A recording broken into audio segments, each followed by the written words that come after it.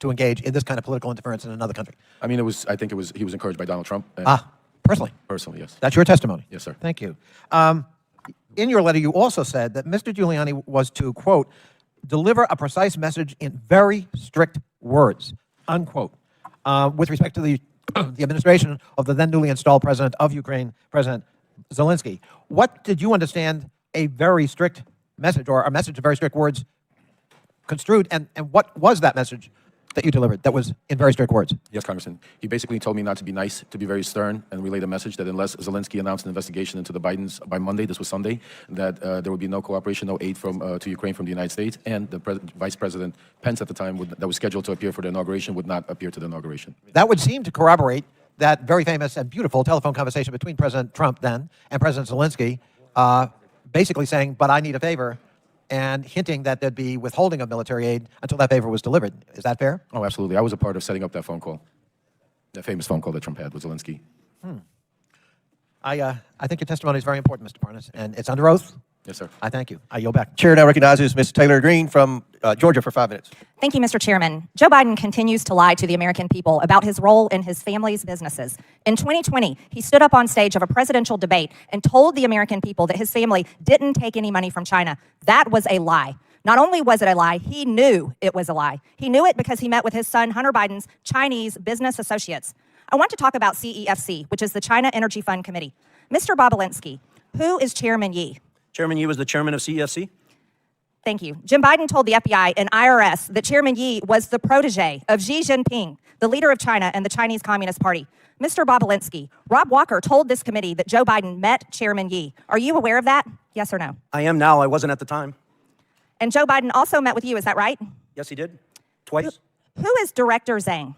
Director Zhang was the number 2 at CEFC. The executive director of CEFC, the number 2? Yeah, he was the number 2 executive, but really the point person that I worked with and the Biden family worked with, and he's the individual that Hunter Biden was shaking down at the end of July 2017, demanding that they fund the $10 million. They ultimately sent 5, but $10 million directly to Hunter Biden's account, Owasco. Thank you, Mr. Bobulinski. I want to show you a text message that Hunter Biden sent to you and his other business associates. I'm holding it right here. I'll read it to you. Hey, Tony, I have an idea. In light of the fact we are at an impasse of sorts, and both James' lawyers and my chairman gave an emphatic no, I think we should all meet in Romania. He's speaking about my chairman. When Hunter Biden came in for his deposition, he said that he was referring to Chairman Yi, and that the rest of your group referred to Zhang as a different chairman. Does this make any sense to you? That's a lie. I never heard Director Zhang referenced as chairman, and I had direct communications with Director Zhang over WeChat.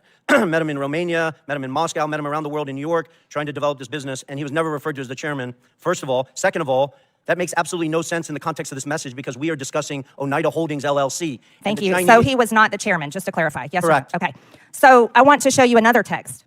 When he said his chairman, he was talking about his dad. This is from Rob Walker. It didn't seem to make much sense to Rob Walker either. So he said that when Hunter, he said this to you, when Hunter was talking about his chairman, he was talking about his dad. When Rob Walker came in to give his transcribed interview to the committee, he basically said, well, Hunter was high or confused or mad. And Rob Walker said that he was just trying to calm things down between you and Hunter. But that doesn't really answer the question about who Hunter Biden is talking about. Hunter Biden lied to this committee. So here, clearly, he says, Rob Walker's saying he's talking about his dad.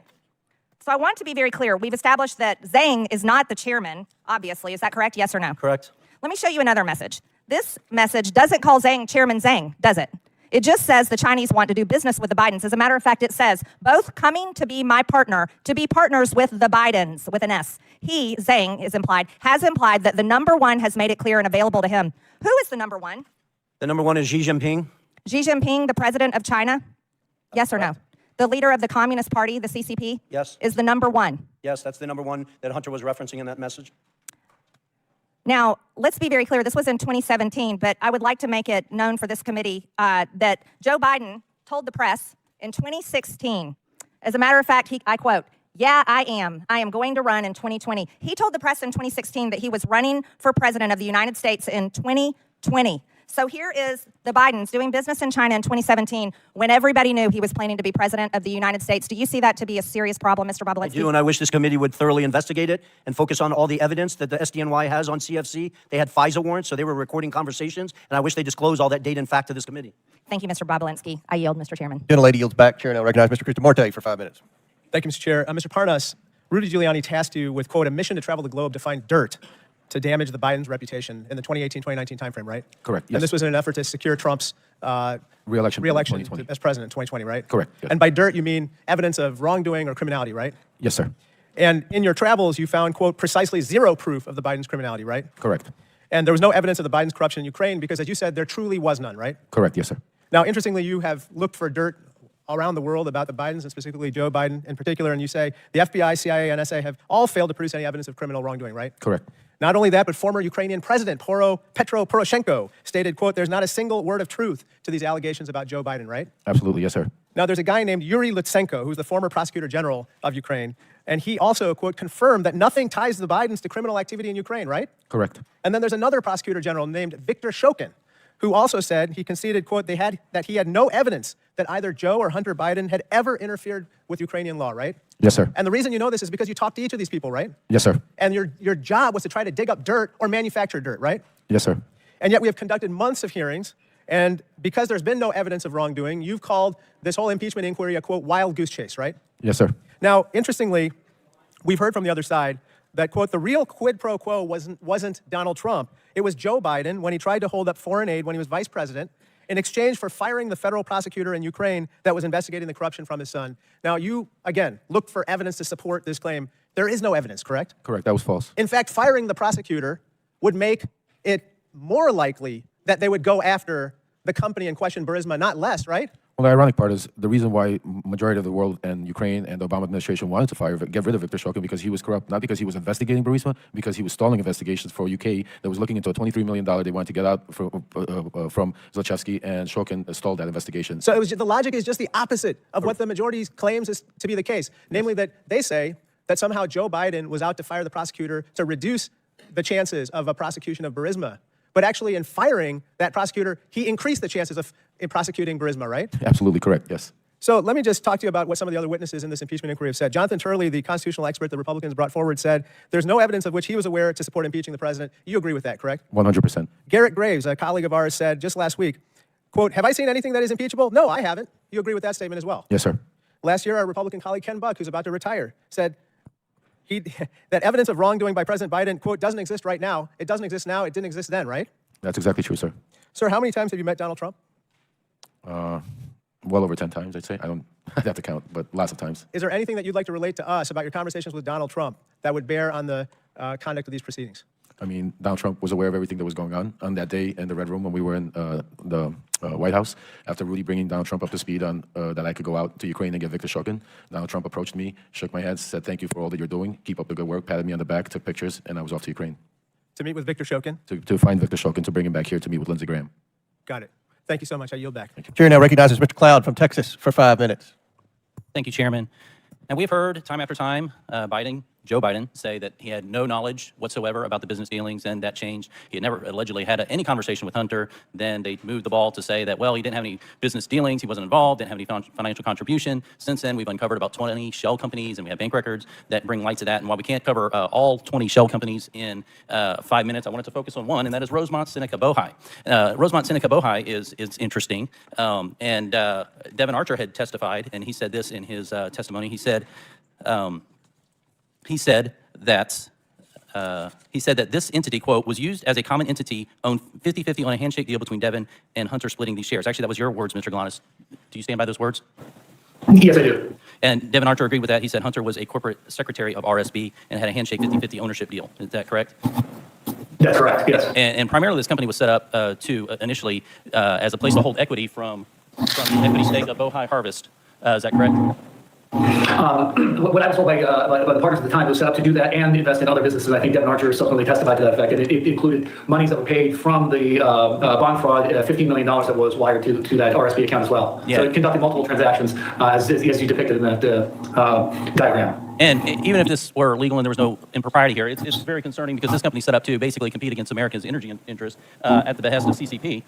Then we have other flows into Rosemont Seneca Bohai from Burisma. We all know about Hunter's $1 million salary that he received for sitting on the board and providing no actual function there. And so we have $1 million salary going through Rosemont Seneca to Hunter Biden. And then this is interesting. We have a meeting with Kazakhstani Kens Rekashev. And what gets me here is the $300 at the end of the $142,300 that goes into this. And then the next day went to a Porsche dealership for a car for Hunter Biden. Now, what's interesting about all this, of course, is that each of these not only flowed money through the shell companies to Hunter Biden, but each of them also involved important meetings with, of course, President Biden. And so on December 4th, we have coffee with Jonathan Lee, who was one of the members who started Bohai Harvest, and he was connected with the CCP. They were having trouble getting licensed to work because, of course, the CCP has to get permission for that, until Hunter flew over on Air Force 2 with Vice President Joe Biden at the time. They met with Jonathan Lee. Hunter introduced him. Joe ended up writing a letter of recommendation to Jonathan Lee's daughter to get into college, and then we see that this relationship continues to be formed. Of course, in the Ukraine, we know that April 16, 2015, Joe Biden had dinner with a Burisma official at Cafe Milano. Seemed to be a popular spot because Joe Biden also had dinner with Kens Rekashev there. All in flow to going here. And of course, as Tony Pawlinski has pointed out several times, this all comes down to eventually the one big guy who gets 10% for the big guy. And so we know that all this money flowed through this to get to Hunter, and then we know, of course, that 10% went to the big guy. So, Mr. Bobulinski, does this general pattern of Hunter offering foreign access to Joe Biden, Hunter gets paid, and then Joe gets a share of that, is that basically what the general practice across many of these shell companies were? Congressman, as I outlined, the big guy is clearly Joe Biden. The details of some of those transactions I was not involved in, but that's clearly how they operated. That's the pattern that we've seen over. And Mr. Galanis, you said at the beginning that Hunter didn't really provide any sort of intellectual property asset value or anything of the sort, that his entire value was the brand. Is that correct? How did you state that? Yeah, we didn't rely on him for any work product other than delivering the Biden lift. The Biden lift. And one more question for you, Mr. Galanis. Did you offer to provide information on Hunter Biden and Devin Archer back in 2016 to prosecutors and the SEC, and what happened there? Yes, through counsel, I had offered to provide information specifically on that to the SDNY, and I subsequently also did the same thing to the Securities and Exchange Commission, which was interested and subsequently was told to quash that interest. I understood that to be an order from the Southern District of New York to quash the SEC information. Thank you. Chairman, I yield back. Gentleman's time's expired. Chair now recognizes Mr. Goldman for 5 minutes. Thank you, Mr. Chairman. I only have 5 minutes, Mr. Bobulinski, so I'm going to try to move quickly, and I'd appreciate if you just answer the questions. You testified that Joe Biden was involved in your business venture related to Oneida Holdings and Hunter Biden. So I want to drill down on the crux of what your testimony is. Oneida Holdings is the business venture that you are referring to, correct? When I'm referring to what? Can you Any business you did with the Bidens? My reference is to Sinohawk Holdings, LLC, and Oneida Holdings, LLC own 50% of that. Right.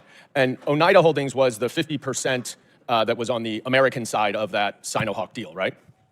It was the 50% that was the Biden side of it. Some of the, James Gilliar is not an American, so. Sorry, fair enough. And it was a joint partnership memorialized in an incorporating document, correct? And it had equal shares divided among 5 partners. Is that right? I can't. Well, Are you asking me about what you're holding up? I mean, because sir, was it an equal? Were there equal 20% shares among 5 partners? In what? Oneida Holdings. In the final signed documents? Yes. Is that what you're asking me? Yes. It is? It's not complicated. Well, it is because All right, you're just filibustering now. The answer is, you're filibustering, I get it, that there were 5 partners, Hunter Biden, Jim Biden, Rob Walker, James Gilliar, and you. Each owned 20%.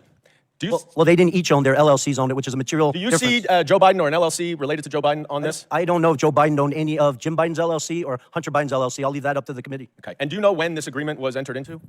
The poster Take it board that down. you're holding up or the actual legal document that was signed? The agreement, sir. The agreement. The agreement was signed May 22nd, 2017. Who was the vice president then? May 22nd, you said? I think it was Mike Pence. Who was the president? Donald Trump. Okay. When did you first meet Hunter Biden? I first met Hunter Biden in early 2017. When? When in 2017? A day or The an month. hour The month is or a good. month? I believe I briefly met him in New York, but I spent, the first meeting I had extensive time with him was in early May 2017. And that was around the same time that you had those 2 meetings with Joe Biden, right? It was, but prior to that, I had So numerous look, you have discussions said, with Hunter. I had lawyers sir, working through the documents that you're can I asking. please reclaim my time, sir? As I said, we have to move quickly here. Unfortunately, in your testimony earlier today, one of my colleagues asked you about that meeting at the bar, 45 minutes to 60 minutes. And you were also asked about that in your transcribed interview. And in neither of your answers did you mention any discussion that you had at that meeting with Joe Biden about the Chinese business venture. Yet, in grandiose terms here today, you have declared that Joe Biden was involved and that you have mountains of irrefutable evidence to support it. So let's look at the mountains of irrefutable evidence. You provided the committee with a screenshot of a text message that is between James Gilliard and you, dated May 11th, 2017. You see this? I don't know if you can see it. If you can't see, it's just you and James Gilliard, though, right?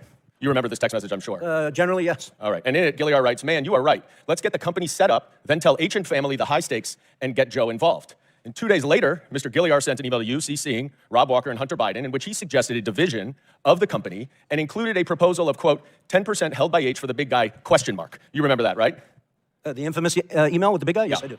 Did anyone ever respond to that email? Yes, they did, numerous times. Sorry. Hunter Biden himself did. Excuse me. You're right. Well, no, I Did think that's anyone important because Sir, Hunter did anyone Biden has ever claimed that he didn't Can you answer respond the to it, question? and he responded to Okay. it. at least You're just 3 going to times. filibuster. I reclaim my time that's running out, but I will say no one responded to the big guy reference for 10. Thank you for making my point. They didn't have to respond Right. because And they then, all knew the big sir, guy was Joe I Biden. reclaim my time, Mr. Chairman. Please control the witness. I would like to get a little extra time, Mr. Chairman, because I want to read what Mr. Gilliar said to the Wall Street Journal.